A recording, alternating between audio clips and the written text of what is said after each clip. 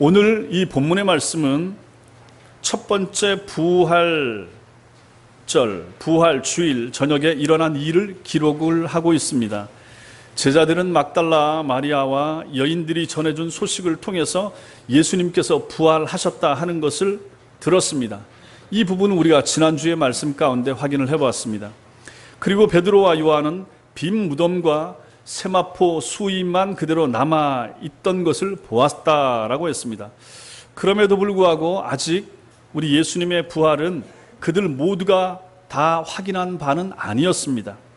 오늘 본문 말씀이 전해주는 바에 의하면 그들은 여전히 두려움 가운데 있었습니다. 그것은 유대인들에 대한 두려움이었고, 그들의 주님을 잡아 죽였다면 이제는 자기들의 차례가 아닌가 하는 생각 때문에 두려워하고 있었던 것입니다.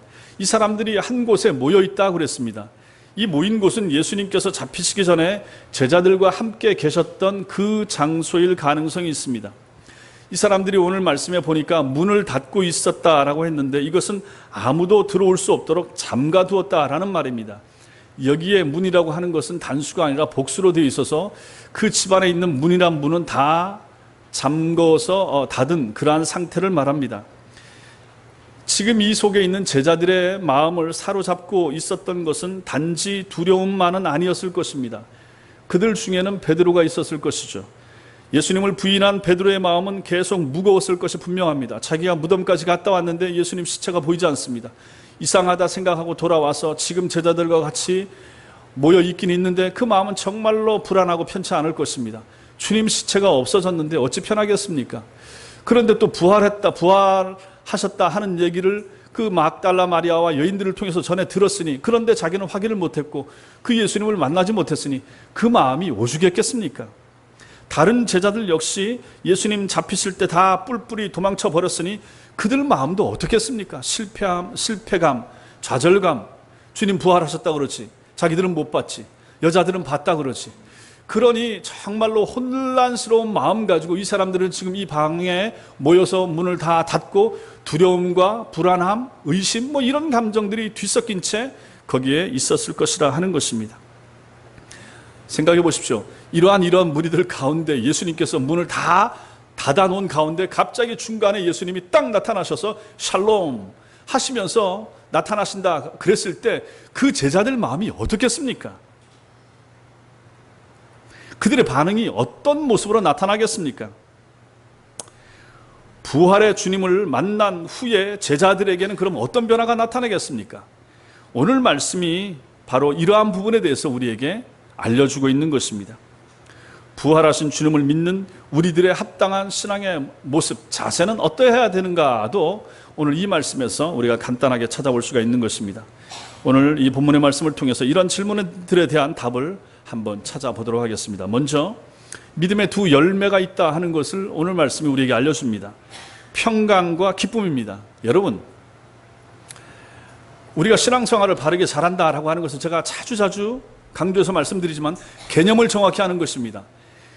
기독교 신앙에 있어서 개념은 너무너무 중요합니다.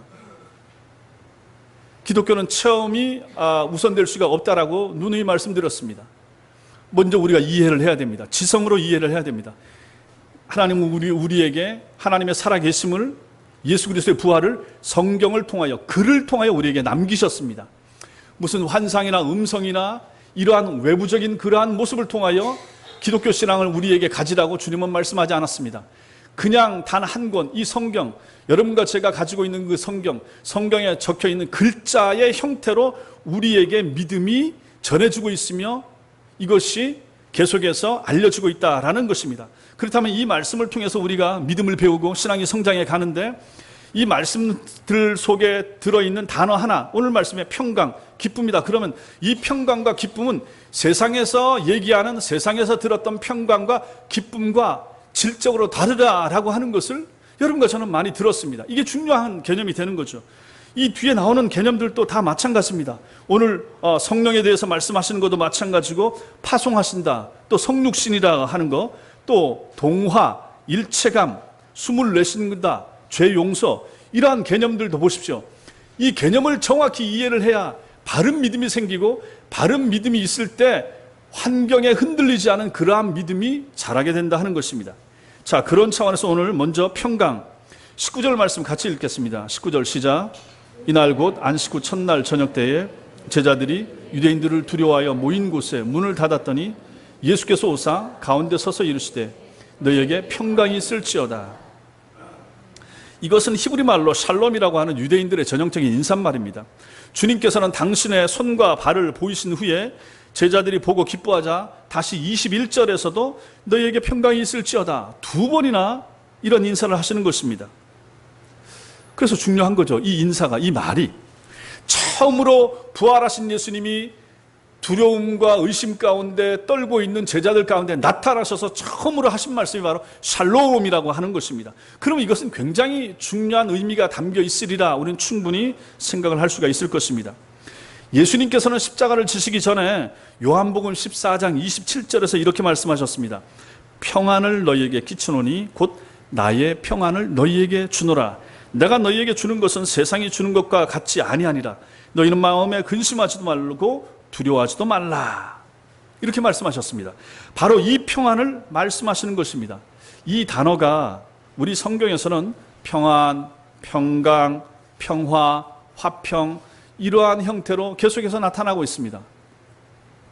성경이 평강을 말할 때 그렇다면 여러분과 저는 이 평강이 어떤 뜻인가? 세상에서 말하는 평화, 세상에서 얘기하는 그런 평안 똑같은가? 아니라 하는 것을 우리가 알아야 됩니다. 두 가지로 생각할 수 있는데 먼저는 하나님과의 평화를 말하는 것입니다. 이 샬롬, 평강이라고 말하는 것은 하나님과의 평화를 말합니다. 그러면 이것은 무엇을 전제로 합니까? 하나님과 사람은 평화 관계가 아니었다라는 것이 전제가 되는 거죠. 언제 이 평안, 평화, 평강의 관계가 깨어졌습니까? 창세기에서 에덴 동산에서 선악과를 따먹은 그 다음에 그들과 하나님과의 관계가 깨어졌죠. 하나님과 약속을 어긴 다음에 그들은 평안을, 평강을, 평화를 그 다음부터는 깨어져서 참된 평화를 맛보지 못한 것입니다. 성경이 말하는 죄인의 가장 비참한 운명은 그들이 하나님과 원수된 관계 속에서 하나님의 진노 아래 있다라는 것입니다. 그래서 성경은 끊임없이 이것을 말하는 것입니다. 모든 불신자들은 하나님과의 관계가 깨어졌다. 하나님과 원수가 되었다. 하나님의 진노가 그들 위에 예비되어 있다. 성경은 끊임없이 우리에게 그것을 말하고 있는 것입니다. 그런데 주님께서 십자가에서 피 흘려 죽으심으로 말미암아 하나님과 사람 사이에 화평을 이루셨다고 그랬습니다. 우리가 주일 오후에도 끊임없이 소요리 문답을 통해서 이것을 많이 배웠지 않습니까? 로마서 5장 1절은 그러므로 우리가 믿음으로 의롭다 하심을 받았으니 우리 주 예수 그리스도로 말미암아 하나님과 화평을 누리자 이렇게 말씀합니다. 그러면 이 화평은 너무너무 중요하다 하는 것을 우리가 알게 되는 거죠. 바로 이것이 주님께서 말씀하신 평강의 샬롬의 첫 번째 의미가 되는 것입니다. 하나님의 평화, 하나님의 평화를 이제 너희에게 주노라 라고 하시면서 주님께서 화평이 없는, 평안이 없는 두려움과 의심 가운데 있는 제자들에게 나타나서 가장 먼저 하신 말씀 샬롬, 하나님의 평화가 너희에게 있기를 이렇게 말씀하시는 것이죠. 또 다른 의미의 평강이 있습니다. 그것은 하나님의 평안을 말하는 것입니다. 하나님과 더불어 화평을 누리게 되었기 때문에 신자들은 이제 비로소 하나님 자신의 평화를 그들에게 주노라 이렇게 말씀하시는 의미도 우리가 볼 수가 있는 것입니다. 이것은 하나님께서 가지시는 완전한 평안과 똑같은 질의 평안, 절대적 의미의 평안을 너희에게 주노라 이렇게 말씀하시는 것입니다. 먼저는 하나님과 우리 사이에 깨어져서 평화가 없는데 그 평화를 주노라 라는 말씀이시고, 그 평화의 질은 어떤 질인가? 하나님이 가지시는, 예수님이 가지고 있는 그러한 평안, 그러한 평화, 평강을 너희에게 준다, 그런 의미가 되는 것입니다. 이 평화는 세상이 주는 것과 같지 않다라고 성경이 말합니다. 세상이나 환경이 빼앗아 갈 수도 없는 평안이라고 말합니다. 그러면 보십시오. 신자 마음속에, 참 신자 마음속에 평안이 있다라고 하는 것은 몸이 아파도 평안은 없어지지 않습니다. 돈이 없어도 이 평안은 그대로 유지가 되는 것입니다. 심지어 세상에서 전쟁이 일어난다 할지라도 하나님이 우리에게 주시는 참된 평안이 있다 그러면 그 전쟁통에도 주님과 더불어 누릴 수 있는 평안이 우리 신자들 속에 있을 수 있다라는 것이죠. 그러면 이런 평안은 얼마나 귀중한 평안이 되겠습니까? 주님이 우리에게 주시고자 하는 또 주신 평안이 바로 이러한 평안, 이러한 평강, 이러한 샬롬이라 하는 것을 오늘 말씀이 가장 먼저 우리에게 알려주고 있는 것입니다. 그러므로 참된 신자라면 이것이 있어야 된다 하는 것입니다. 물론 우리가 늘 이렇게 되면 좋겠지만 이렇지 않지 않습니까? 마음이 불안하기도 하고 분노도 치밀어 오르고 얼마나 마음이 자주자주 흔들립니까? 그러므로 더더욱 필요한 것이 이러한 평강이라 하는 것입니다. 참 신자 마음속에서는 이러한 평화가, 이러한 평강이 언제까지나 유지될 수 있다, 유지되도록 해주시겠다라고 하는 것이 결국은 주님의 약속이라는 것입니다. 두 번째, 주님께서 이 말씀 가운데서 우리에게 주시는 것은 기쁨이라 하는 것입니다. 주님께서 부활의 저녁에 제자들에게 주신 것은 평안만이 아니었습니다. 20절 말씀 같이 읽겠습니다. 시작. 이 말씀을 하시고 손과 옆구리를 보이시니 제자들이 주를 보고 기뻐하더라. 부활하신 주님은 제자들의 불안함을 평안으로, 그리고 그들의 두려움을 기쁨으로 지금 바꾸고 계십니다. 어떻게 바꾸시는가? 20절에 보면 손과 옆구리를 보이시니, 손과 옆구리에 뭐가 있단 말입니까? 상처가 있는 거죠. 창자국이 있는 것이고 못자국이 있는 그것을 가지고 그대로 보이셨다. 그러면 부활하신 주님께서 부활하시면서 사흘 전에 찔리신 그 자국, 어떤 형태인지는 모르겠지만은 사람들이 봤을 때 명확하게, 아이고 우리 3일 전에 잡히셨던, 그래서 죽으셨던 주님이 분명하네 라고 거기 모인 사람들이 다 알 수 있는 그러한 형태요, 그러한 형태의 흔적, 상처가 있으셨다 하는 것입니다. 그것을 보이셨다, 옆구리를 보이셨다. 그랬더니 제자들이 정말 맞네, 정말 이분이 우리 예수님 맞네 라고 확인을 하게 된 거죠. 그랬더니 이 사람들 마음속에 뭐가 생깁니까? 기쁨이 충만하게 됐다 하는 것입니다. 부활하신 주님을 자신들만의 공간 안에서 초자연적으로 체험하게 된 그들의 기쁨은 말로 표현하기 어려웠을 것입니다. 문이 꼭꼭 다 닫혀 있었는데 갑자기 그 중간에 예수님이 딱 나타나시면서 샬롬 하시면서 나타나셔서 내 손을 봐라, 내 옆구리를 봐라 라고 보여주셨을 때 그 제자들의 그 놀라움과 기쁨은 말로 할 수가 없었을 것이라. 그래서 누가복음 24장 41절에 이렇게 기록합니다. 그들이 너무 기쁨으로 아직도 믿지 못하고 놀랍게 여길 때에, 이렇게 말씀합니다. 사람이 너무 기쁘면 못 믿잖아요. 제자들도 이랬다라는 것입니다. 주님께서 잡히시기 전에 다락방에서 제자들에게 마지막으로 설교하시면서 하신 말씀이 요한복음 15장, 16장, 17장에 나와 있습니다. 거기에 보면 중요한 단어가 나오는데 거기도 바로 기쁨이라고 하는 단어가 나옵니다. 기쁨. 그래서 그 말씀 중에는 지금은 너희가 근심하나 내가 다시 너희를 보리니 너희 마음이 기쁠 것이요 너희 기쁨을 빼앗을 자가 없으리라, 이렇게 말씀하십니다. 다시 보게 될 것이고 다시 볼 때는 기쁠 것이고 그 기쁨을 빼앗을 자가 없게 될 것이라 주님이 예고하셨던 것입니다. 그 말씀이 지금 여기서 이루어지고 있는 거죠. 어디서요? 제자들이 문을 닫고 모여있는 그 장소에 주님이 오심으로 말미암아 부활하신 주님으로 나타나셨을 때 정말로 주님께서 말씀하셨던 그 기쁨이 이 제자들 마음속에 자라나기 시작했다라는 것입니다. 이것은 후에 사도 베드로도 또 얘기를 합니다. 베드로전서 1장 18절 말씀에 보면 예수를 너희가 보지 못하였으나 사랑하는도다. 이제도 보지 못하나 믿고 말할 수 없는 영광스러운 즐거움으로 기뻐하니 라고 말했을 때 성도들 안에 이러한 기쁨이 온전하게 성취되는 것을 보여주는 것입니다. 그렇죠. 여러분과 저도 마찬가지 아닙니까? 여러분과 제가 예수를 안 보고 못 보고도 믿죠. 그리고 지금도 사랑하시죠. 이제도 보지 못하나 믿고 말할 수 없는 영광스러운 즐거움으로 기뻐하니, 예수 그리스도를 보지 못하고도 믿는 여러분과 저의 마음속에 참된 신앙과 믿음이 있으면 우리 마음속에 뭐가 있게 된단 말입니까? 기쁨이 충만하게 된다 하는 것입니다. 그래서 이 두 가지 평강과 기쁨은 참 신자들의 특징이 되는 것입니다. 여러분과 제가 진짜 신자인가 참 신자인가 무엇으로 확인할 수가 있는가? 우리 마음속에 뭐가 있는가죠. 우리 마음속에 두 가지, 오늘 말씀이 가르쳐주고 있는 두 가지 중요한 특징, 무엇인가? 평강과 기쁨이 되는 것입니다.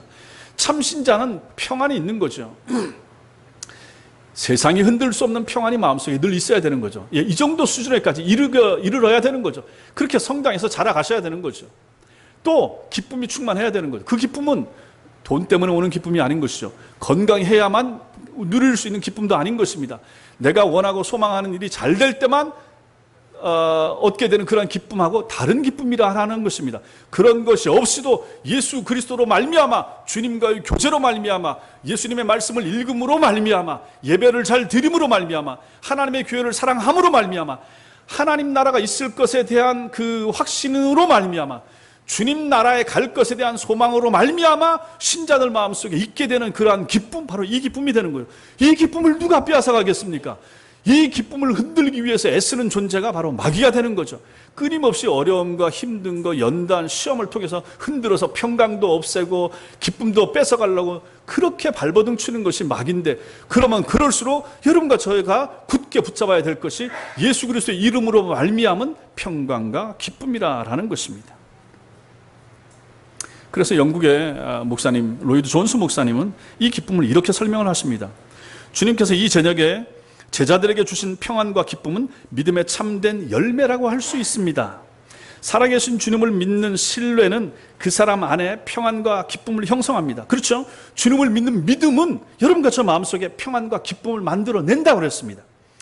그리고 계속해서 그러므로 신자가 이런 평안과 기쁨을 누리지 못한다면 그는 자신의 평안과 기쁨을 살펴야 하는 것이 아니고 내가 살아계신 주님을 참으로 신뢰하고 있는가 하는 문제를 살펴야 하고 믿음을 구해야 하는 것입니다. 이렇게 말했습니다. 맞죠? 맞죠? 여러분과 제가 평안과 기쁨을 누리지 못하면 문제는 무엇입니까? 우리 마음속에 주님을 향한 신뢰와 믿음이 부족한 거죠.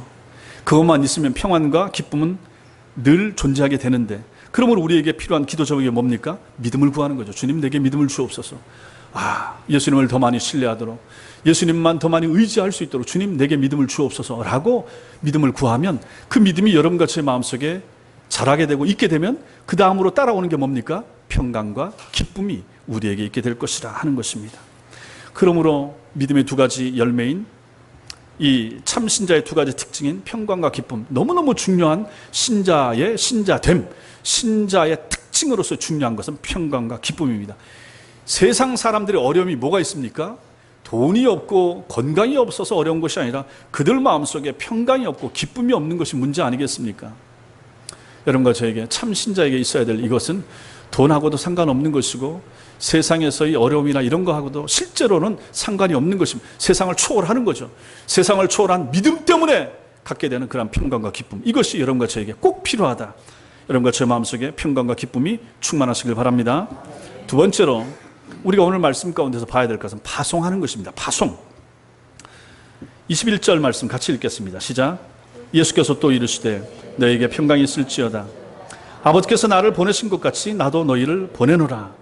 두 번째 평강을 말씀하시고 주님이 말씀하신 말씀은 아버지께서 나를 보내신 것 같이 나도 너희를 보내노라. 이런 말씀 한 절 한 절이 너무너무 중요하다라고 제가 누누이 강조하는 것입니다.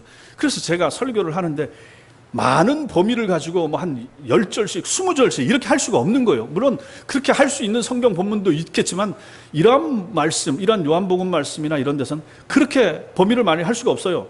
사실 오늘 같은 말씀도 19절 20절이나 이것만 가지고 설교를 한번 해도 되지만 계속 그렇게 할 수는 없어서 이 말씀도 보시면은, 자, 여기 21절에 아버지께서 나를 보내신 것 같이 나도 너희를 보낸다. 파송입니다. 우리는 이 말씀을 요한복음 17장 18절에서도 본 적이 있습니다. 들어본 적이 있습니다. 그 앞에 한번 볼까요? 요한복음 17장 18절. 요한복음 17장은 어떤 장입니까? 우리가 봤죠? 예수님의 기도죠. 겟세마네 동산에서 대제사장적인 그러한 자세로 기도하신 내용인데 그 17장 18절 같이 읽겠습니다. 시작. 아버지께서 나를 세상에 보내신 것 같이 나도 그들을 세상에 보내었고, 하나님 앞에 기도하시면서 아버지 성부 하나님께서 나를 세상에 보내신 것 같이 나도, 예수님 나도 그들을, 제자들을 세상에 보내었고, 이 말씀입니다. 자, 다시 요한복음 20장 21절 보시면 여기서는 아버지께서 나를 보내신 것 같이 똑같죠? 나도 너희를 보내노라. 이것은 지금 둘러선 그 다락방에 있는 두려워 떨고 있는 그 사람들, 기쁨이 이제 막 회복되고 있는 그 제자들에게 주님이 처음으로 하신 그런 말씀이 되는 거죠. 명령이고 미션이 되는 거죠. 사명이 되는 거죠. 아버지께서 나를 보내신 것 같이 나도 너희를 보내노라. 파송이 되는 것입니다. 사실 주님께서 바로 앞에서 평강과 기쁨을 제자들에게 주시는 것은 파송의 전제 조건으로서 만들어 주신 것입니다. 보내기 위해서, 지금 여기서 보내기 위해서 제자들에게 필요했던 것이 무엇입니까? 평강과 기쁨이 그들에게 필요했던 것입니다. 그래서 주님께서 나타나셔서 평강과 기쁨을 그들에게 주시면서 이제 이들에게 이러한 명령을 주시는 것입니다. 그리스도 안에서 평강과 기쁨을 발견하지 못했다면 그 사람은 보냄받을 수 없습니다. 여러분과 저는 전부 다 파송받은 사람들입니다. 세상으로 가야 될 사람들이고 전도해야 될 사람들이고 선교에 동참하셔야 될 사람들입니다. 그런 사람들에게 필요한 것은 평강과 기쁨이 먼저 그들 속에 있어야 되는 것입니다. 아니, 자기가 평강이 없는데, 자기 마음속에 기쁨이 없는데 누구한테 전도를 합니까? 어디다가 선교를 한단 말입니까? 안 그렇습니까? 내 마음에 있는 평강을 보여주면서 내가 왜 이렇게 기뻐하는지 보여줄까? 우리 교회 가자, 예수를 믿자, 그렇게 할 수 있어야 되는 거 아니겠습니까? 이제 부활하신 주님은 제자들을 세상으로 보내십니다. 부활하신 주님께서 제자들에게 가장 먼저 약속하신 것, 가장 먼저 명령하신 것이 부자가 되라, 건강해라, 형통할지어다, 이것이 아니고 세상으로 가라라는 것입니다. 이 보내심이 아버지께서 예수님을 세상에 보내신 것과 동질의 똑같은 보내심이라, 이게 또 중요한 거죠. 아니, 그냥 내가 너희를 보내니 가라, 이것만 말씀하시면 될 텐데 그 앞에 전제가 있는 거예요. 아버지께서 나를 보내신 것 같이 나도 너희를 보낸다. 이거 뭡니까? 동급이 되는 거죠. 성부 하나님께서 성자 예수님을 세상에 보내신 것과 동급으로 내가 너희를 세상으로 보낸다라는 것입니다. 그러니 이 사명이 얼마나 중요하겠습니까? 얼만큼 가치가 있습니까? 하나님이, 성부 하나님이 예수님을 세상으로 보내신 것과 동급의 중요성이 우리가 세상으로 가는 것에 있다라는 것입니다. 그래서 여기서 우리가 생각해야 될 두 가지 개념이 나오는데, 그것이 바로 성육신입니다. 하나는 성육신, 또 하나는 동화, 하나됨, 일체화. 좀 어려운 말이긴 하지만 이 두 가지입니다. 먼저 성육신입니다. 성육신은 우리가 많이 들었을 수 있습니다. 육신으로 바꾸어지는 것. 성육신이란 말은 하나님께서 인간의 육신을 입으시고 사람이 되신 것, 그것을 가지고 성육신 이렇게 말합니다. 하늘의 영광을 버리시고 피조된 이 세상에 오신 것인데, 이것은 예수님 입장에서는 철저한 낮아짐이고 바닥으로의 떨어짐이 되는 거죠. 그렇죠, 그렇죠? 하나님이 사람이 됐으니, 더 심하게 말하면 이거보다 우리가 사람이 쥐가 됐다든지 사람이 바퀴가 벌레가 됐다, 이것보다 더 크게 낮아짐, 그것이 바로 하나님이신 예수님이 사람이 되신 것입니다. 이것이 21절에 아버지께서 나를 보내신 것 같이의 의미가 되는 것입니다. 이게 성육신입니다. 우리가 주님과 같이 세상에 보내심을 받았다고 하는 것은 그렇다면 그 의미는 낮아짐, 비하, 굴욕을 당할 수도 있는 세상으로의 파송이다, 똑같이 되는 거죠. 하나님이신 예수님이 사람이 되셨다, 그것은 영광스러운 자리로 가는 것이 아니지 않습니까? 낮아지는 것이고 굴욕을 당하는 것이고 모욕을 당하는 것이고, 자, 이런 똑같은 파송을 예수님께서 너희를 세상으로 보내노라 라고 했을 때, 그러면 우리는 뭡니까? 너희도 역시 그렇게 낮아지는 곳, 모멸을 당하는 곳, 굴욕을 당하는 곳으로 가는 것이다, 이런 의미가 되는 것이요. 살면서 이런 경험을 하는 거 좋아할 사람 아무도 없습니다. 오히려 많은 사람들은 예수님을 믿게 되면 성공하고 더 이상 이런 낮아짐을 보지 않게 되고 부자가 되고 건강하게 되고 아이들도 잘 되고 형통하게 되고, 많은 경우에 이런 생각을 하게 된다라는 얘기입니다. 그리고 또 그렇게 많이들 가르쳤습니다. 미국의 유명한 주간 잡지 중에 타임지가 있습니다. 타임지 2006년도 판에, 지금으로부터 한참 됐죠. 그때 기획 기사가 하나 있었는데, 내용이 하나님은 당신이 부자가 되기를 원하시는가? 미국이 이제 기독교 전반적으로 이제 기독교 성향이 강하기 때문에 주간지에서도 이런 주제를 가지고 특집으로 한번 다루기도 하는 거죠. 그 주제가 하나님은 당신이 부자가 되기를 원하시는가? 이걸 가지고 설문조사를 한 것입니다. 하나님은 당신이 부자가 되기를 원하시는가? 이 질문에 대해서 미국의 목회자들 가운데 그렇다라고 말하는 사람들도 많이 있었고, 이런 부의 복음은 가짜 복음이라고 비난하는 목회자들도 있었다고 합니다. 미국의 일반 성도들 가운데 61%나 되는 사람들은 하나님께서는 사람들이 부자가 되기를 원하신다라고 믿는다, 그렇게 답을 했다라고 합니다. 10명 중에 6명은 하나님의 뜻이다, 예수 믿고 부자가 되고 하는 것이. 또 그들 가운데 또 다른 질문에서 31% 정도 되는 사람들은 하나님께 돈을 바치면 하나님은 더 많은 돈으로 축복하신다 하는 것을 노골적으로 또 적극적으로 믿는다 이렇게 대답을 했다라고 합니다. 한 30% 정도 되는 사람들은 헌금을 하면 헌금 이상으로 하나님이 돌려주신다. 우리 늘 하는 대로 30배, 60배, 100배 11조 하면 그렇게 돌려받는다. 그런 식으로 이제 얘기했을 때 그렇게 믿는다. 미국 사람들이. 그럼 우리나라 사람들은 어떻게 했습니까? 제 생각에는 아마 이것보다 더 높을 것 같아요. 한국의 형편에서는 이제 기복주의가 많이 강하고 또 복 받는 것에 대해서 많이 강조하고 가르쳤기 때문에 우리는 뭐 틀림없이 더 많은 비율이 그렇게 나오겠죠. 자, 여기서 이런 예를 드는 것은 뭡니까? 이러한 사고방식, 이런 인식들, 예수 믿고 부자가 되고, 예수 믿고 잘 되고, 예수 믿고 돈 번다, 형통한다, 잘 된다라고 하는 인식들 속에는 뭐가 없다는 말입니까? 예수님의 성육신과 같은 개념이 빠졌다라는 얘기입니다. 앞에서 말씀드렸죠. 성육신은 뭡니까? 잘 되는 것이 아니에요. 낮아지는 곳으로, 바닥으로 들어가는 것이 하나님이신 예수님이 땅으로 오신 거예요. 땅에 있는 우리를 파송했을 때 우리를 높고 잘되고 좋은 곳으로 보내시는 게 아니라 주님이 우리를 보내시는 것은 더 낮고 힘들고 어렵고 하는 곳으로 보낸다라는 거죠. 그렇다면 여기 살고 있는 우리가 만약에 형통하고 잘되고 부자 되는 것에 대한 마음이 있고 그것을 추구한다 그러면 여기는 뭐가 빠진 겁니까? 예수님의 마음, 하나님의 마음, 하나님의 파송하시는 마음, 그 개념이 빠졌다. 성육신 개념이 없다라는 것입니다. 근데 또 이런 사람들은 어떻게 해석을 하는가? 예수님의 성육신은, 예수님이 이 땅에 오신 것은 우리를 그런 식으로 살도록 하는 본이 되는 것이 아니라 우리가 부자가 되도록 예수께서 가난해지셨다. 예수께서 가난해져서 우리를 부자 되게 만들기 위해서 했다. 이렇게 이제 가르친다는 얘기입니다. 부모님들이 희생하고 애를 써서 나는 이렇게 살았지만 너희는 그렇게 살지 않도록 하기 위해서 희생했다. 그거는 거기다 적용할 수 있습니다. 그러나 하나님도 그런 식으로 했다. 예수님도 그런 식으로 오셨다. 이건 아니다라는 것입니다. 성경도 물론 그렇게 가르치는 것처럼 보이는 부분들이 있습니다.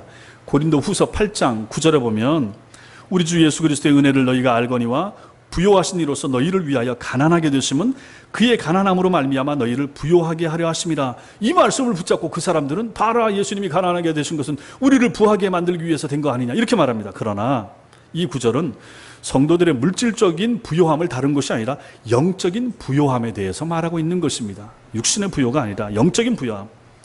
도리어 성경은 이렇게 낮아지신 그리스도와 같은 마음을 품으라라고 빌립보서에서 말하지 않습니까? 그리고 주님께서 직접 제자들에게 아버지께서 나를 보내신 것 같이라고 말씀하셨다면 이건 분명히 낮아지는 곳이에요. 안 좋은 곳으로 가는 거예요. 파송은 안 좋은 곳으로 가는 거죠.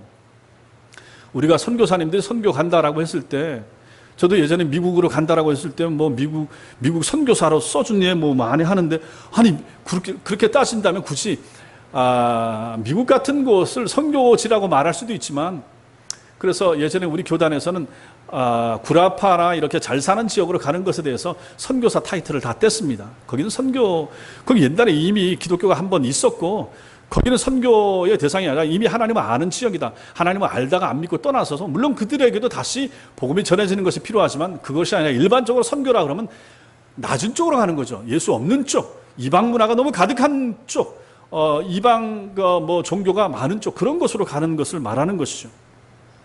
그 다음에 예수님이 나도 너희를 보내노라 라고 했을 때는 그러한 개념이 있는 거죠. 그렇다면 우리도 주님이 보내신다고 했을 때는 그러한 개념을 가지고 주님이 말씀하고 계신다라는 것입니다. 그래서 이제는 제자들이 그 의미를 조금이나마 이제 이해할 수 있게 되는 것입니다. 주님은 고난을 받으시고 죽으시기 위해 오셨다라는 것을 충분히 구약을 통해서도 설명을 해주셨고, 주님의 고난과 죽으심을 그들이 이제 들어서 아는 위치가 이제 되고 있는 거죠. 지금 부활하신 주님을 만나면서 그들이 그런 생각을 이제 하게 되는 거죠. 앞에서 배웠으니까.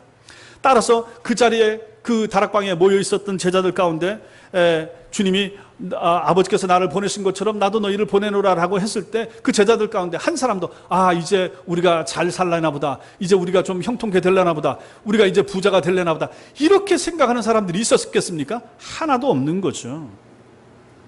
아직은 모든 것이 선명하지 않았을지라도 그들은 이제 점점 그 뜻이 분명해지고 그들의 삶 속에서 이루어지는 것을 앞으로 보게 될 것입니다. 주님의 낮아지심과 같은 종류의 자신들의 낮아지심, 주님이 당하신 것과 유사한 굴욕을 이제 우리도 당하게 될 것이다.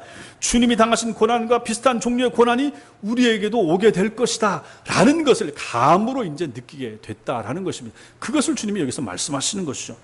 부활하신 주님이 나타나셔서 좋은 말씀, 승리하는 것에 대한 말씀을 하시는 것이 아니라 이제 너희도 각오해라 라고 하는 말씀을 주고 있는 것입니다. 그리고 여기서 우리가 보는 것은 또 하나 개념인데 일체화입니다. 일체화, 동질화, 동화, 하나됨 이런 개념입니다. 이것은 주님이 참 사람이 되셨다라는 것입니다. 하나님이 사람처럼 행동했다라는 게 아니죠. 그래서 우리가 예수님에 대해서 배울 때 예수님의 두 가지 성품, 신성과 인성이 있으시다. 그 인성은 완벽한 사람이셨다라는 걸 말했죠. 그럼 예수님이 완벽한 사람이셨다는 증거가 무엇일까? 우리가 배웠습니다.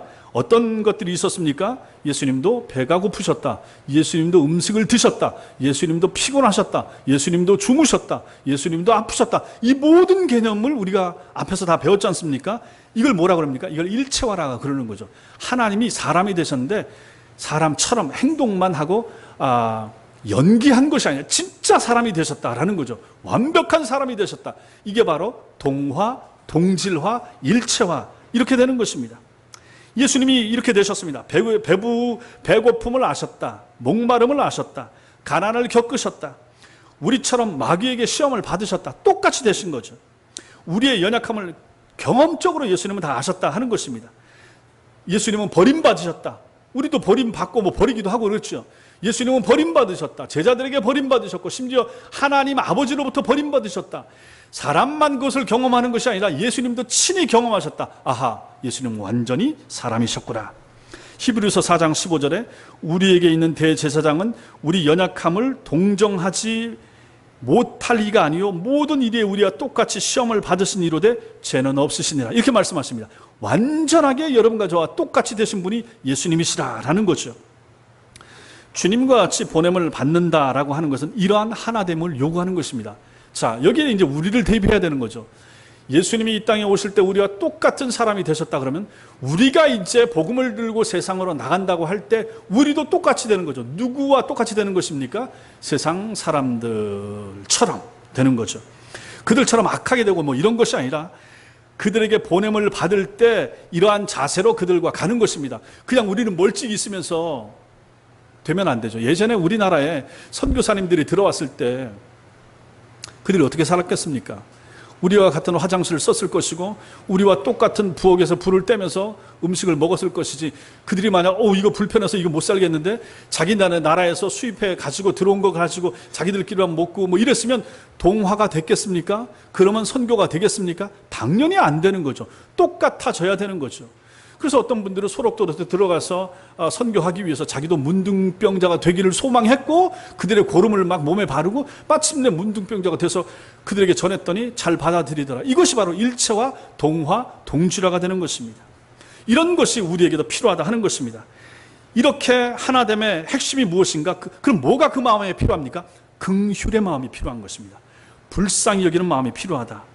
이러한 성품을 가장 잘 보여주고 나타내는 사람들 바로 선교사님들 아닙니까? 우리 여기도 선교사님들 자제분들이 있지만 그분들이 가셔서 그 나라 현지인들과 같이 되고 그들과 동화되고 하나 되기 위한 노력과 애씀이 얼마나 많이 나타납니까?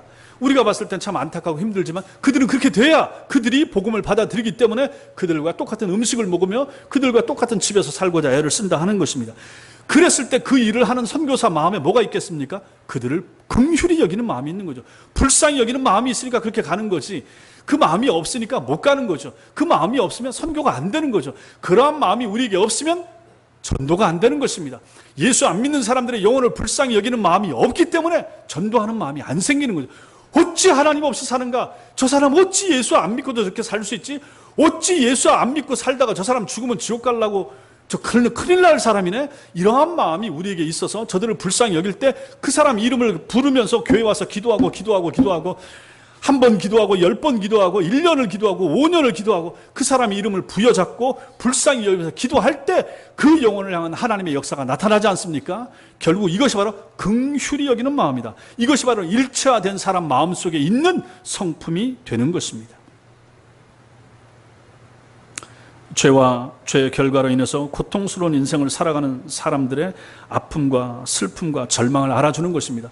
우리도 그 마음을 알잖아요. 나도 옛날에 예수 안 믿었었는데 예수 안 믿고 저렇게 살면 앞이 뻔한데, 그런 마음을 알지 않습니까? 그래서 그들과 그런 마음을 공유하면서 불쌍히 여기는 마음이 우리에게 필요하다 하는 것입니다. 우리는 주님으로부터 세상으로 보냄을 받은 사람들입니다. 긍휼의 마음을 가라라고 말입니다. 이것을 실행하는 사람, 그 사람이 바로 신자가 되는 것입니다. 여기서 우리가 또 하나 생각할 것이 있는데, 그것은 바로 우리가 세상으로 보냄을 받았다라는 것입니다. 21절에는 세상이라고 하는 단어가 생략되어 있지만, 아까 말씀드린 우리가 읽었던 요한복음 17장 18절에는 분명히 세상이 들어있습니다. 아버지께서 예수님을 세상으로 보내셨고 주님은 우리를 똑같은 방식으로 세상으로 보내신다라고 말씀하고 있습니다. 요한복음에서 말하는 세상은 어떤 세상입니까?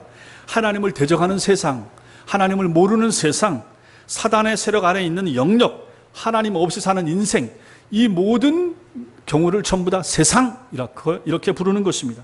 그렇다면 주님께서 제자들을 세상으로 보내신다라는 말씀은 바로 그 적대적인 세상, 예수 그리스도를 알지 못하고 행위가 악해서 빛보다 어두움을 더 사랑하고 예수님과 예수님의 제자들을 미워하는 세상이 되는 것입니다. 저 사람들은 우리를 싫어합니다. 신자들을 본능적으로 저 사람들을 싫어합니다. 그러므로 우리가 저 사람들하고 가까워지기 위해서, 친해지기 위해서 애쓰고 노력하는 것이 어느 정도는 필요하지만 그걸 선을 정확히 알고 해야 되는 것입니다. 오늘 성경이 끊임없이 말하는 것은 사람의 질이 똑같이 생겼지만 아예 다르다라고 말하고 있는 거예요. 그래서 저 사람들은 어두움에 있고 우리는 빛 가운데 있습니다. 어둠에 있는 사람은, 빛 가운데 있는 사람은 항상 싫어하고 멸시하고 조롱하고 욕합니다. 그것이 저들의 본능이라고 성경이 말하는 거죠. 저것이 세상이고 우리는 그렇지 않은 쪽에 속해 있는 거죠. 그러므로 교회가, 교인들이 저분들에게 끊임없이 사랑을 베풀어야 되죠. 자비를 베풀어야 되는 거죠. 그렇지만 그래서 환심을 사기 위해서, 아니면 교회에 대한 인식을 좋게 만들기 위해서, 한국교회에서 개독교라고 되고 있는데 이걸 좀 바꾸기 위해서 우리가 좀 더 많은 불이웃 돕기를 해야 되고 대사회적인 봉사를 교회가 해야 되고, 이런 식으로 접근하는 것은 옳지가 않다라는 것입니다. 아무리 교회가 그렇게 해도 우리나라에 안에 있는 5만 개 인상되는 교회들이 끊임없이 퍼주고 세상을 위한 헌신과 희생을 한다고 해도 저들이 교회에 대한, 예수님에 대한, 하나님에 대한 인식이 좋아지고 바뀔 것인가? 착각이라는 얘기입니다. 저 사람들은 성품 자체가, 본성 자체가 그렇지 못하다라고 주님이 말씀하시는데, 아니 왜 우리가 주님의 말씀을 안 듣고 우리가 애를 써서 바꾸려고 한단 말입니까? 안 되는 거죠. 우리는 그냥 저들의 성품을 있는 대로 그대로 받아들이면서 불쌍히 여기면서 복음을 전할 그 책임을 다하면 되는 것입니다. 이러한 악한 세상 가운데 우리가 보냄을 받았다 하는 것입니다. 그러므로 제자들이 보냄을 받은 세상에서 우리 제자들은 필연적으로 뭘 당합니까? 환난을 당하는 거죠. 박해와 어려움과 핍박과 조롱과 멸시가 있는 거예요. 예수 믿는 것 때문에 예수 믿지 않는 가족이나 친척들로부터 따돌림을 당한다든지 원망을 듣는다든지, 그게 정상인 거예요. 만약에 여러분들이 제대로 신앙생활을 하려고 하는데 그런 것이 없다 그러면 오히려 없는 것이 문제가 되는 것이죠. 주님께서 이미 가르쳐 주신 말씀에 비춰볼 때 이러한 환난은 사실 세상 가운데서 우리가 어려움을 당하고 복음 때문에, 실제로 우리가 그런 어려움은 없어요. 예전에는 있었지만 일제시대 때나 6.25 때나 이럴 때는 환난과 박해, 어려움이 있었죠. 아니 지금 누가 예수 믿는다고 환난이나 박해 이런 게 있겠습니까? 혹 있을 수가 있죠. 직장에서나 아니면 신자가 신앙생활을 잘하려고 하는데 주위에 있는 사람들로부터 어려움이 있을 수 있습니다. 그런 부분이 있죠. 자, 그랬을 때 이러한 환난, 이러한 어려움, 이것은 사실상 이 적대적인 세상의 파송을 받은, 보냄을 받은 여러분과 제가 받는 그게 상급이라고 오늘 성경이 말한다는 거예요. 이게 중요한 거예요. 여러분과 제가 복음을 전하는 것 때문에, 신앙생활 잘하려고 하는 것 때문에 세상으로부터 따돌림을 당하고 어려움을 당하고 혹시라도 연단이 있다, 어려움이 있다, 그러면 그것을 이게 내가 받는 상이다, 이렇게 생각하셔야 된다는 얘기입니다. 이게 무슨 말입니까? 마태복음 5장에 산상수훈에 이런 말씀이 있습니다. 의를 위하여 박해를 받은 자는 복이 있나니 천국이 그들의 것임이라. 나로 말미암아 너희를 욕하고 박해하고 거짓으로 너희를 거슬러 모든 악한 말을 할 때에는 너희에게 복이 있나니 기뻐하고 즐거워하라. 하늘에서 너희의 상이 큼이라. 너희 전에 있던 선지자들도 이같이 박해하였느니라. 명확하게 말하잖아요. 예수를 전하고 바르게 살라고 했던 사람들 전부 다 박해를 당하고 어려움을 당했습니다. 이상하게 생각하지 마라. 그것을 오히려 복으로 생각해라. 기뻐하고 즐거워하라. 하늘에 너희의 상이 큽니다. 아하, 땅에서 내가 고난을 당하고 어려움을 당하면 그것이 하늘에서 상이 되는구나. 이렇게 믿으라라는 것입니다. 세상 속으로 보냄을 받은 신자의 영광이 여기에 있는 것입니다. 그렇다면 우리는 기쁜 거죠.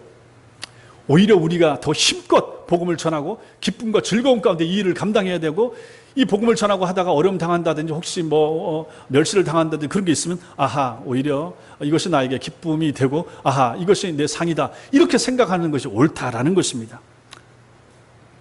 주님도 그렇게 하셨습니다. 주님은 십자가를 통하여 부활과 승천의 영광으로 들어가신 것을 기억하라 늘 말씀하셨습니다.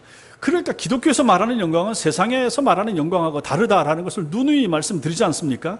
요한복음에서 처음부터 계속해서 십자가를 지고 죽으시는 것을 예수님은 영광이라고 말했다. 그것을 한번 생각을 해보시라 하는 것입니다. 기독교의 영광은 죽음입니다. 기독교의 영광은 멸시당하는 것입니다. 기독교의 영광은 십자가입니다. 기독교의 영광은 버림받는 것입니다. 기독교의 영광은 낮아지는 것입니다. 세상 영광하고 다른 것입니다. 고난과 십자가는 영광의 시작이고 영광의 문이었기 때문에 그렇다라는 것입니다. 우리도 마찬가지입니다. 왜냐하면 예수님께서 오늘 말씀에서 부활하시고 나서 첫 번째 하신 말씀이 아버지께서 나를 보내신 것 같이 나도 너희를 보내노라라고 말씀하셨기 때문입니다. 이것이 비단 그 제자들에게만 하신 말씀입니까? 아니죠. 오늘날 예수를 믿는 여러분과 저에게도 주님이 이 말씀을 하신 것입니다.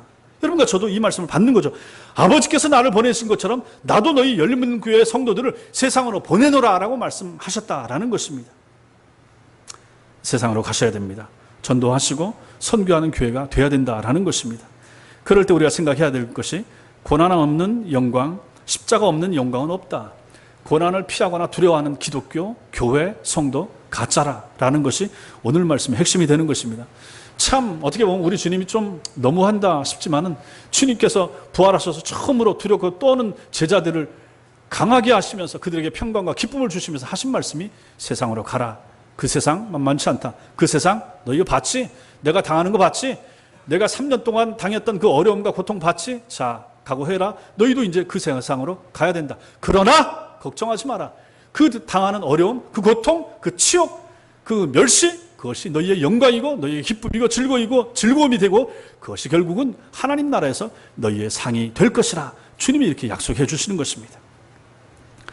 마지막으로 성령을 받으라 하는 부분을 봐야 됩니다. 근데 문제는 부활하신 주님을 만나서 평안과 기쁨을 회복했지만 이것만으로는 이 보내심의 사명을 감당할 수가 없다라는 것입니다. 가라라고 해서 가긴 가야 되는데 그냥 떨렁 우리만 보내시는가? 아니더라 하는 것입니다. 그래서 주님이 22절에서 말씀하십니다. 22절 같이 읽겠습니다. 시작. 이 말씀을 하시고 그들을 향하사 숨을 내쉬며 이르시되 성령을 받으라. 예, 그러니까 우리는 사실 참 걱정도 많지만은 주님은 걱정하지 말라라고 하는 거죠. 내가 동행하고 함께하고 성령을 보내겠다. 걱정하지 마라. 이렇게 말씀하십니다. 여기서 숨을 내쉬다라고 하는 이 단어는 신약 성경에 딱 한 번 나옵니다. 이거하고 똑같은 단어가 헬라어로 번역한 구약 성경 70인경이라고 있는데 여기 두 번이 나옵니다. 창세기 2장 7절하고 에스겔서 37장이 나오는데 창세기 2장 7절은 여호와 하나님이 땅의 흙으로 사람을 지으시고 생기를 그 코에 불어넣으시니 사람이 생명이 되니라 이렇게 말씀합니다. 아담 만들 때 이게 나오죠. 생기를 불어넣다 똑같은 표현입니다. 숨을 내쉬다. 생기를 코에 불어넣다. 에스겔 37장 9절에도 보면 또 내게 이르시되 인자야 너는 생기를 향하여 대언하라. 생기에게 대언하여 이르기를 주 여호와께서 이같이 말씀하시기를 생기야 사방에서부터 와서 이 죽음을 당한 자에게 불어서 살아나게 하라. 여기서 불어서 살아나게 하라. 똑같은 단어입니다. 숨을 내쉬며 똑같은 단어입니다. 여기서도 무수한 마른 뼈들에게 에스겔이 대언할 때 뼈와 뼈가 맞추어지고 뼈에 힘줄이 붙고 살과 가죽이 생겨서 살아나지 않습니까? 그런데 아직 그들이 살지는 못했을 때 하나님의 명령대로 생기를 대언하자 생기가 들어와서 큰 군대가 됐다 하는 내용이 바로 이 말씀이 됩니다. 결국 이 말씀들은 뭘 보여줍니까? 소망 없이 죽은 자와 같이 된 이러한 사람들이 회복될 것에 대한 놀라운 환상이고 예언인데 어떻게 이렇게 되는가? 예수님께서 숨을 내쉬면서 성령을 받으라라고 했을 때 그렇게 되더라라는 것입니다. 성령을 주셨다, 생기를 불어넣어 주셨다, 숨을 내주셨다라고 하는 것은 새롭게 창조해 주시겠다, 새로운 피조물이 되게 해주시겠다, 걱정하지 마라, 내가 너희와 함께한다, 성령을 보내주시겠다, 성령이 도와준다, 성령이 함께하면 그 일이 가능해진다 하는 말씀과 그 약속이 바로 이 말씀이라는 것입니다. 우리를 하나님이 보내셨습니다. 세상으로 전도해라. 선교사님들이 선교 파송을 받았습니다. 그런데 그냥 자신들의 힘과 능력과 한국에서의 돈과 이것만 가지고 갑니까? 아닌 거죠. 그 가장 강력한 힘이 무엇인가? 바로 성령이라는 얘기죠. 주님께서 성령을 부으시고 보내시고 도와주시고, 걱정하지 마라, 가라, 어떤 선교사, 어떤 성도야, 전도해라, 걱정하지 마라, 내가 함께하마, 내가 도와주마, 내가 너 전도할 때 그 사람 마음속에 역사하겠다, 내가 그 새로운 영혼을 살려주마, 내가 생기를 그 사람 속에 넣어주마, 내가 그 원주민들 속에 생기를 불어넣어주마, 그들을 변화시켜주마, 이러한 약속을 주님이 주시면서 사람들을 보내시고 파송하시다 하는 것이 바로 숨을 내쉬며 라고 하는 말씀 속에 들어있는 의미가 되는 것입니다. 세상으로 보냄을 받는 존재인 성도들, 또 교회에 성령을 주심으로써 그 일을 감당할 수 있는 존재로 새롭게 만들어 주신다라는 것이 하나님의 약속이 되는 것입니다. 그러므로 그러므로 여러분들, 난 전도가 무서워요, 그럴 필요가 없다라고 하는 것입니다. 하나님이 함께 하시고 도와주시고, 우리가 받는 모멸이나 이런 걸 생각해서 두려워해서 안 하지만은, 하면 하나님이 책임져 주신다 했을 때 우리의 말을 통해서 한 사람이 살아났다, 그 사람이 신자가 됐다. 지난주에 제가 주일 오후에 시흥에 있는 교회 가서 설교를 했지 않았습니까? 그 교회 목사님이 제 친구입니다. 그때 지난주에 그 자리에서 저를 소개하기를, 제가 고등학교 1학년 때인가 학교에서 성경 보고 하다가 자율학습 시간에 공부 안 하고 담 넘어서 가는데, 너 어디 가느냐, 교회 가서 기도해 오고 온다. 그래 너무 귀해 보여서, 그럼 나도 좀 데려갈래? 그래서 그 친구 데리고 담 넘어서 가서 기도에 인도하고 담 넘어오고, 그러다가 이 친구가 이제 교회 나가고, 그러다가 예수 믿게 되고, 저보다 신학교 먼저 가고, 목사도 먼저 되고, 그래서 이제 교회를 섬기게 됐는데, 그 교회 가서 제가 설교를 하고 왔습니다. 제가 한 거 없잖아요. 그 친구를 교회로 같이 가자라고 한 것, 간단한 전도, 인도죠. 그런데 성령이 역사하시더라, 성령이 도와주셨다, 그 일을 성령이 하셨다 하는 것입니다. 우리의 모든 전도도 마찬가지 아닙니까? 여러분들 경우도 마찬가지일 것입니다. 그것을 바로 여기서 말하고 있는 것입니다. 그리고 나서 주님께서 숨을 내쉬면서 성령을 받으라고 하신 일의 구체적인 의미가 23절에서 또 드러납니다. 23절 보겠습니다. 시작. 너희가 누구의 죄든지 사하면 사하여질 것이요, 누구의 죄든지 그대로 두면 그대로 있으리라 하시니라. 이 말씀을 가지고 가톨릭 교회에서는, 천주교에서는 교회 곧 사제들에게 죄사함의 권세가 주어졌다 이렇게 말하는데, 이것은 잘못 성경을 해석한 것입니다. 성경 어느 곳에서도 하나님께서 인간에게 죄를 사하는 권세를 주셨다거나 그와 유사한 말씀을 하신 적이 없습니다. 실제로 이 말씀을 들었던 사도들마저도 사도행전에서 마치 자신들이 죄를 사한다는 느낌이라도 주는 행동이나 말을 하지 않기 위해서 애썼다는 것을 우리가 주목할 필요가 있습니다. 죄를 사하는 것은 뭡니까? 오직 하나님의 권세입니다. 하나님만이 죄를 사할 수가 있습니다. 그렇다면 여기서 주님께서 하신 말씀은 무슨 뜻입니까? 이것은 복음에 대해서 바르게 반응하는 자들을 향하여 죄사함을 선포하는 권세를 주신다 하는 것이 됩니다. 내가 죄사하는 권세를 주는 것이 아니라 죄사함을 선포하는 권세가 주어진다 하는 거죠. 우리가 복음을 전할 때 그 사람에게 너 예수 믿으면 죄 용서함 받아, 그리고 천당 가, 이 말을 하게 된다, 이걸 얘기하는 거죠. 우리 자신이, 아니면 목사가 누가 이 사람의 죄를 용서해 주시는 것이 아니라 죄사함을 선포하는 권세가 우리에게 주어져서 예수 믿으면 용서함을 받습니다, 예수 믿으면 죄사함을 받고 영원히 살아납니다, 이것을 전하는 권세를 말한다라는 것입니다. 누구에게 이 권세를 주셨습니까? 제자들입니다, 사도들입니다, 교회입니다, 성도들입니다. 성도가 바로, 세상을 향해서 보냄을 받은 성도가 바로 이러한 능력, 이러한 권세를 받았다는 얘기입니다. 보십시오. 우리가 전도해서 누가 자기 죄를 회개를 하면서 주님 앞에 돌아왔다, 그러면 내가 전했던 이 죄사함의 권세, 죄사함을 선포하는 권세를 통해서 이 한 사람이 회개하고 돌아왔다라는 얘기입니다. 이게 바로 선교, 전도의 열매가 된다 하는 것입니다. 이러한 권세를 성도가, 교회가 받았다 하는 것이 바로 23절의 내용이 되는 것입니다. 사랑하는 성도 여러분, 교회는 예수 그리스도께서 십자가에서 이루신 구속으로 말미암아 성령을 받음으로 새롭게 창조된 하나님 백성들의 모임이 교회입니다. 교회는 아버지께서 아들을 세상에 보내심과 같이 우리 주님에 의해서 적대적인 세상 속으로 보냄을 받은 사람들의 모임입니다. 이것이 우리의 정체성입니다. 우리가 누군가, 내가 누군가, 신자가 누구인가, 교회가 무엇인가가 바로 여기에 다 담겨 있다 하는 것입니다. 우리가 가야 할, 우리가 주님이 파송하신 세상은 어딘가? 세상이 어딥니까? 우리의 불신 가정, 예수 안 믿는 그 가정, 우리의 예수 안 믿는 사람들이 많은 직장, 또 그 학교, 다 여기에 해당됩니다. 나아가서 우리가 살아가는 이 지구촌, 여기가 전부 다 세상입니다.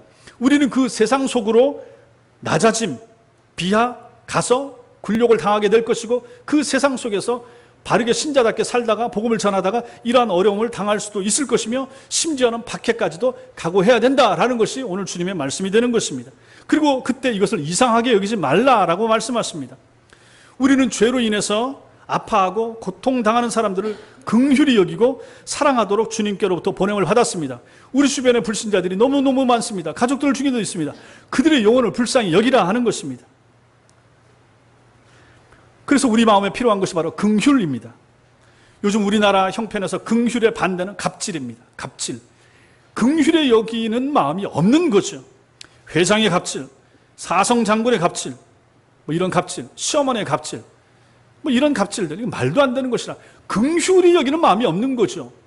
가족을 향한 긍휼히 여기는 마음, 자기 밑에 있는 사람들을 긍휼히 여기는 마음, 자기보다 어려운 사람을 향해서 긍휼히 여기는 마음, 하나님 없이 사는 사람을 향한 긍휼히 여기는 마음, 그러한 마음이 없다라는 것입니다. 그런 것이 갑질로 나타난 것이죠. 성도는 그 어떤 위치에 있더라도 갑질하는 성도가 사람이 되어서는 안 될 것입니다. 실제로 우리 주님은 을의 위치에서 죽어가셨기 때문에 그렇다라는 것입니다. 그렇지 않습니까? 우리는 을의 대표자가 되시는 예수님을 믿는 사람들이에요. 모든 신자는, 모든 교회는 을로서 사는 것입니다. 근데 왜 갑이 되고자 하십니까? 왜 갑질을 하고자 하십니까? 안 된다는 것입니다. 가정에도 마찬가지고 직장에서도 마찬가지인 것입니다. 세상 속에서 사시면서 무엇을 기도하고 계십니까? 이제 내일부터도 또 세상으로 가실 텐데 여러분들은 무엇을 기대하십니까? 자녀들에게 무엇을 추구하라고 말씀하십니까? 찬란한 영광을 꿈꾸십니까? 위대한 승리를 늘 생각하십니까? 남 부러울 그런 명예를 생각하십니까? 자녀들에게도 그렇게 되라고 말씀하십니까? 우리 주님은 그 반대를 각오해라 말씀하셨습니다. 그 반대를 기대하라 말씀하셨습니다. 그 반대를 생각하면서 세상을 가라라고 말씀하셨습니다.